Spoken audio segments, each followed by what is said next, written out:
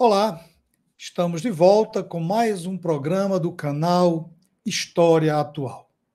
E dando prosseguimento ao nosso ciclo de entrevistas sobre movimentos sociais e religiosidade popular no Brasil. Nós já recebemos várias visitas no nosso canal, falando, professores, especialistas, falando sobre Canudos, Contestado, Pau de Colher.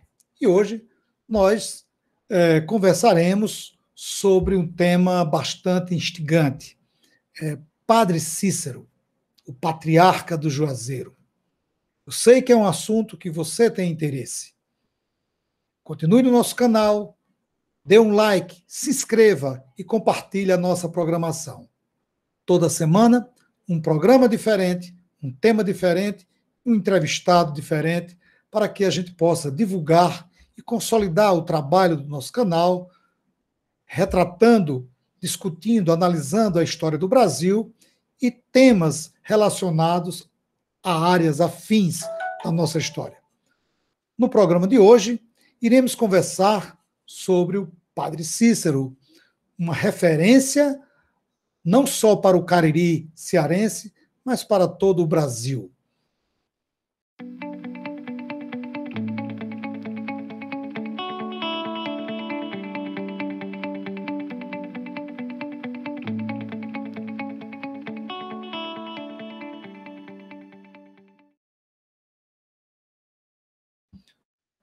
Conosco hoje é um pesquisador, um jovem pesquisador, e isso nos traz muita felicidade de ver a história do Brasil e, em especial, temas relacionados ao Nordeste ser tão bem trabalhado por novos pesquisadores.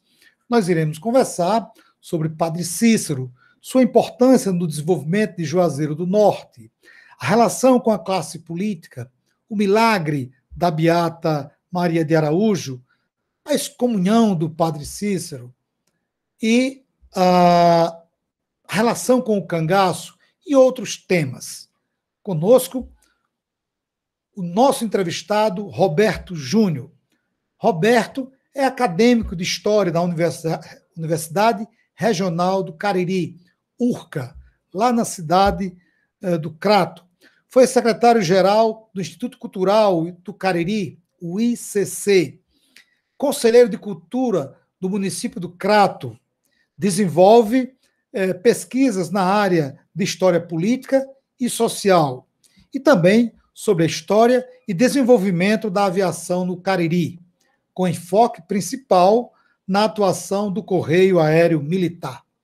Roberto Júnior é criador da revista Cariri das Antigas, onde escreve artigos sobre a história da região e outros temas. E também o criador do site Cariri das Antigas, no ar desde 2014.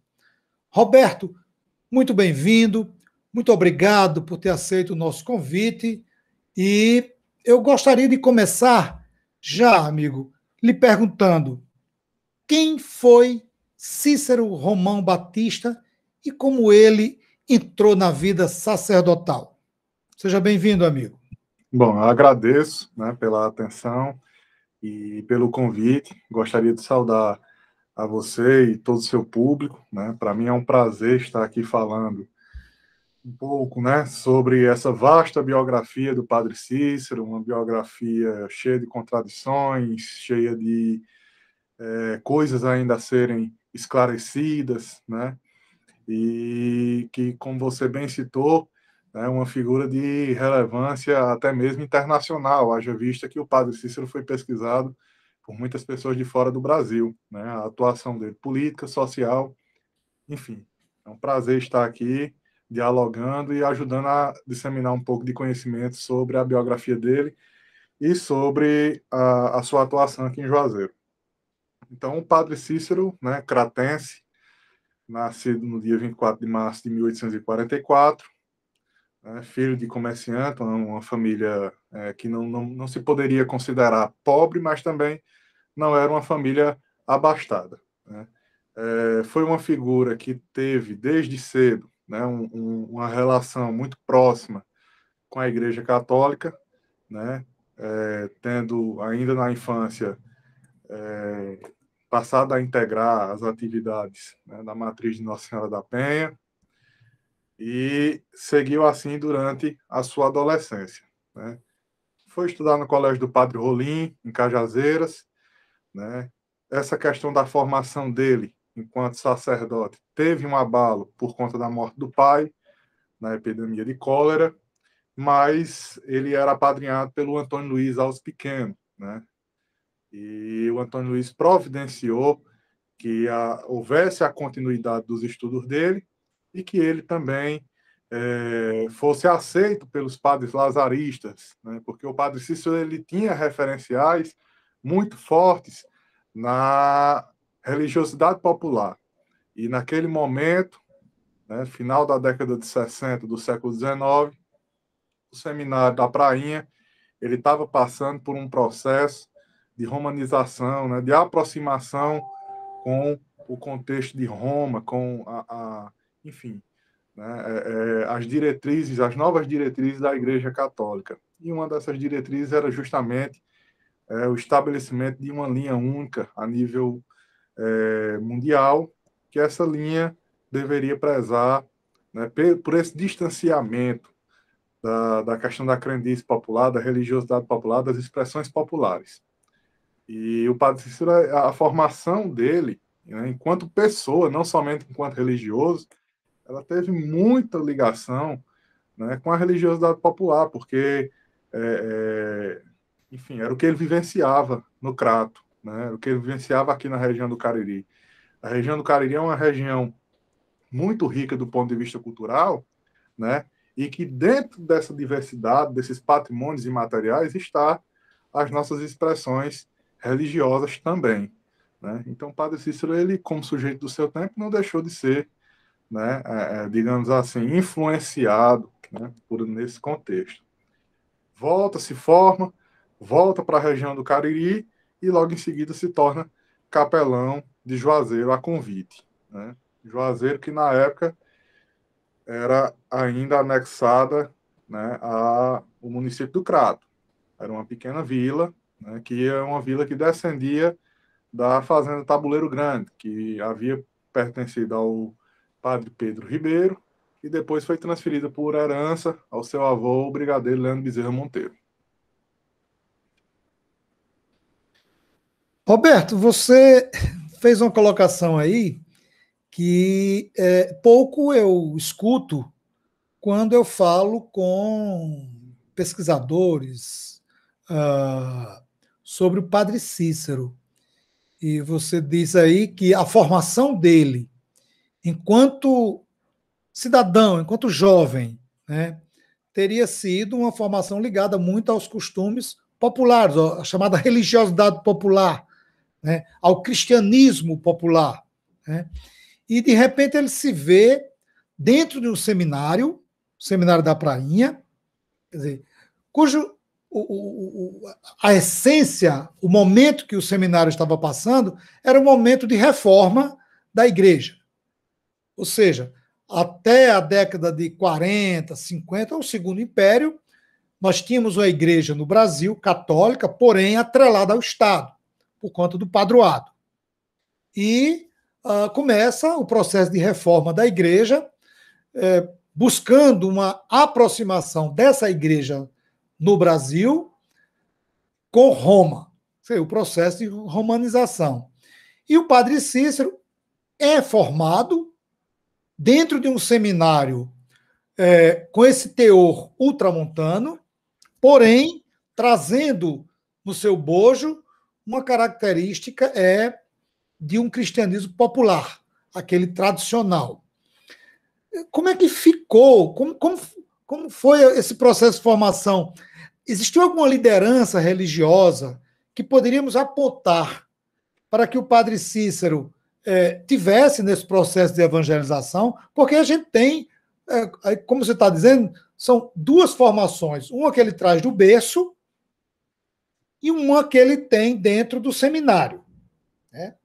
Agora, para ele trazer do berço e pôr em prática, como ele pôs lá no Juazeiro, eu acredito, e você pode ou não me confirmar isso, que ele tinha uma referência cristã católica para ele exercer essa evangelização, essa catequização no povoado do Juazeiro.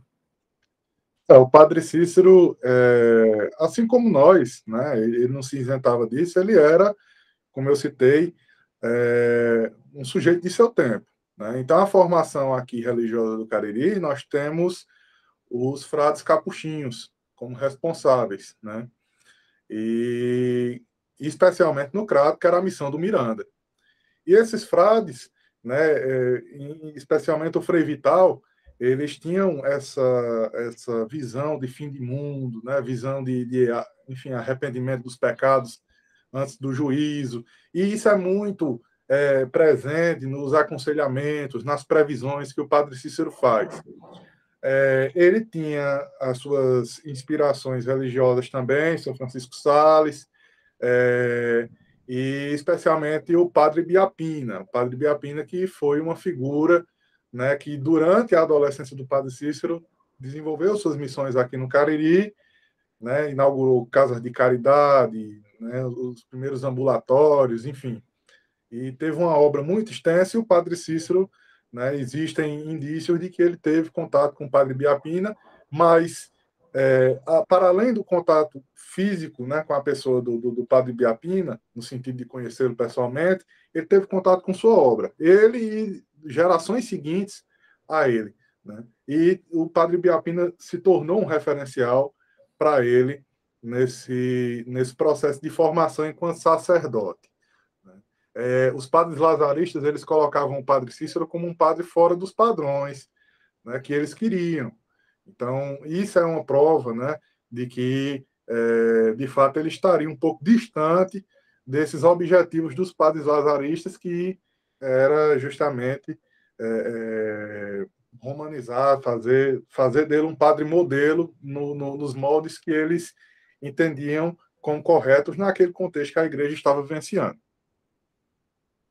Muito bom essa sua colocação, porque quem está nos assistindo pode perceber que na própria formação do Padre Cícero você vai ter um choque de princípios. Você tem um seminarista cuja formação vem da influência de um Padre Vital, dos capuchinos, das missões, né? Que antecederam o processo de romanização, e principalmente o Padre Biapina, que sempre foi uma referência nesse trabalho missionário, nesse trabalho junto às famílias sertanejas nos estados aqui do Nordeste. E aí, quando o Cícero chega na prainha, a primeira coisa que os seus professores vão identificar é esse aluno com um perfil diferente daqueles que eles gostariam de ter. Né? E aí, então, a gente vai percebendo claramente que a formação da prainha não muda a personalidade e a forma como o Padre Cícero vai atuar. Isso é interessante, essa sua abordagem, Roberto. Influenciou, né? Não deixa de ter influenciado. Ele seguiu alguns preceitos, obviamente, né, como enfim, a questão da obediência à igreja. O Padre Cícero sempre foi um exemplo de obediência à igreja. Ele nunca negou o que ele acreditava, mas ele sempre foi muito obediente. E para ele ser obediente, né, ele teria que se alinhar a alguns desses ditames que enfim, existiam. Né? Então, teve a sua influência, mas ele manteve a sua essência, né, digamos assim. Isso, exatamente. Até porque se ele não aceitasse as regras estabelecidas pela ordem e o que vinha do Vaticano, ele teria muita dificuldade para desenvolver o seu trabalho de sacerdote. Né? Aí onde mostra a habilidade do Padre Cícero em agregar, em unir o novo, que era o princípio da romanização, e o tradicional, que é o que ele vinha no seu processo de formação. Roberto, uma vez na comunidade do Juazeiro, o Padre Cícero teve muito trabalho naquela comunidade, né? Afinal de contas, ela não representava, do ponto de vista de uma formação urbana, nada para o Crato. Era um povoado distante, né? E como se deu o processo de organização do povoado do Juazeiro até se transformar em cidade? Qual foi o papel do Padre Cícero, né? Qual foi o papel da classe política? Qual foi o papel da igreja nesse processo? Você tem o Padre Cícero, mas para que pudesse ocorrer um desenvolvimento, um progresso do ponto de vista estrutural, não deixa de ter um diálogo com a classe política. Do mesmo jeito, o fato do Padre Cícero ser um membro da Diocese do Crato tem também o papel da igreja. Eu queria que você colocasse para a gente como esse desenvolvimento do Juazeiro pode ser entendido ou não, aí você vai esclarecer, desses três sujeitos, o Padre Cícero, a classe política e a igreja. Nesse contexto, né, eu destaco mais a questão da classe política, né, até porque antes da criação da Diocese do Crato, nós tínhamos a Diocese do Ceará, né, que era quem era responsável aqui por essa questão eclesiástica, né, os domínios eclesiásticos aqui no interior. Juazeiro chegou a pleitear ainda a sede da Diocese, né, o Padre Cícero chegou a levantar um patrimônio de 100 contos de réis para que essa sede viesse para Juazeiro, mas isso não se concretizou, mesmo o Crato tendo arrecadado uma quantia inferior, enfim, mesmo o Crato não tendo conseguido o patrimônio que Juazeiro conseguiu oferecer à Diocese, mas a cidade foi contemplada com a Diocese. Então, a gente tem aí a atuação do Dom Joaquim, né, uma atuação muito incisiva no sentido de querer tolher, né, a religiosidade aqui em Juazeiro, o modo como a religiosidade se expressava aqui na nossa cidade, e especialmente, né, atingindo o Padre Cícero, que era, digamos assim, uma das figuras centrais, né, nesse contexto. Então, a religiosidade ela teve um papel muito importante no desenvolvimento de Juazeiro. Agora, a igreja em si, não, né? Por quê? Porque, enfim, né, o fluxo de pessoas que vinham para cá, né, e que gerou toda essa demanda, ele era um fluxo que era condenado pela Diocese do Ceará. A Diocese do Ceará não queria romarias, né? A Diocese do Ceará não queria que esses movimentos se concretizassem, nem que fossem incentivados.